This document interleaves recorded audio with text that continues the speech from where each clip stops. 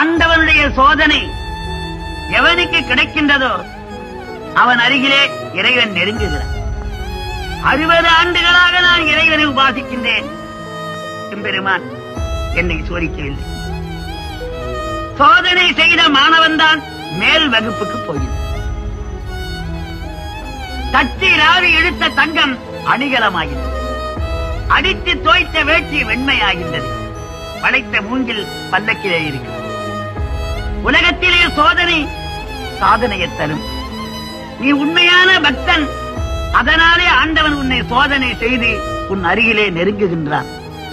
சோதனை நடக்கின்ற பொழுது தைரியமாக இருக்க வேண்டும். இன்னும் நான் சொல்வதை கவனமாக கேள். கருவிலே குழந்தை அமைகின்ற பொழுதே ஆண்டவன் தாய்க்கு பால் வாய்ப்பை கொடுக்கின்றான். முட்டையிலே இருக்கிற குஞ்சை இறைவன் காப்பாற்றுகின்றான்.